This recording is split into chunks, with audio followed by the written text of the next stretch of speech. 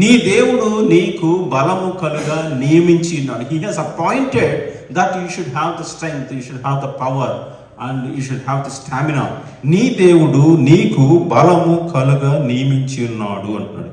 So we should really be trusting in God's promise that God has given us. You see, the strength and the power, it is coming from God. దేవుడి దగ్గర నుంచి వస్తుంది. అది దేవుడి దగ్గర నుంచి వచ్చినప్పుడు అవర్ ఎనిమి, మన ముందు ఉండే ఎనిమి ఎంత బలవంతుడైనా కానీ but he is going to give us victory. ఇప్పుడు ఎనిమికి ఇనపరథాలు ఉన్నాయి. సో ఇప్పుడు దేవుడు ఏం ప్రామిస్ చేస్తున్నాడు? ఇప్పుడు వాళ్ళకి 30,000 ఇనపరథాలు ఉంటే నీకు 40,000 ఇనపరథాలు ఇస్తాను అనట్లా, అనొచ్చుగా. అది ఇవ్వకుండా ఏమంటున్నాడంటే నువ్వు వెళ్ళి ఫైట్ చేయి, నీకు విజయం ఇస్తానంట. This is how life is. మనం చాలాసార్లు ఏమనుకుంటామంటే వాళ్ళకి అది ఉంది, నాకు అది లేదు, నాకు అది ఇవ్వు, అప్పుడు నేను ఐ విల్ బి స్ట్రాంగ్ అంటాం. దేవుడు ఏమంటాడంటే నీకు అది ఇవ్వను, but I will make you strong అంటాడు. This is where God's power comes in.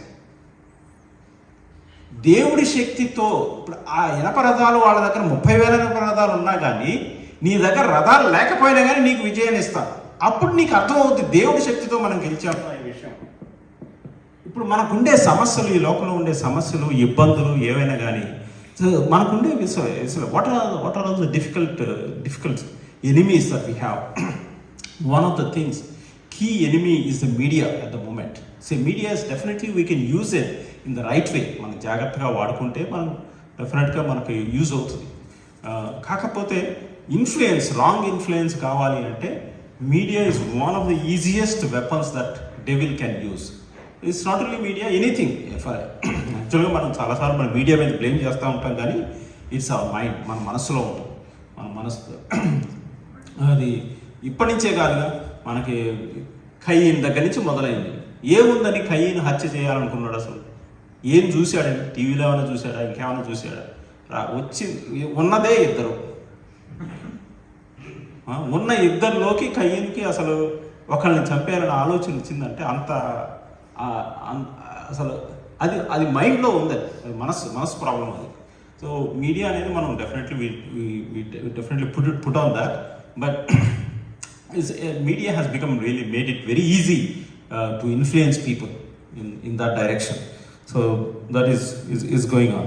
So we have different types of enemies, but all these enemies, what they are doing is that they just want us to go away from basically God's territory or God's sovereign plan. దేవుడి ప్లాన్లో ఉండనేయకుండా మనల్ని లాగేసుకోవడానికి ప్రయత్నిస్తూ ఉన్నారు. So ఇప్పుడు ఆ విధంగా చాలామంది లాగేసుకున్నారు. ఇప్పుడు మనకున్న యుద్ధం ఏంటంటే, ఇప్పుడు దేవుని రాజ్యంలో లేని వాళ్ళని, సాతాను రాజ్యంలో ఉన్న వాళ్ళని మనం దేవుని రాజ్యంలోకి తీసుకురావడం, అది మనకున్న యుద్ధం. That is the battle.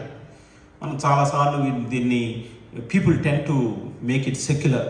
నీకు ఆస్తులు రావడానికి, ఇంకా అది రావడానికి, ఇది రావడానికి వాగ్దానాలు ఉపయోగించుకోవాలంటారు.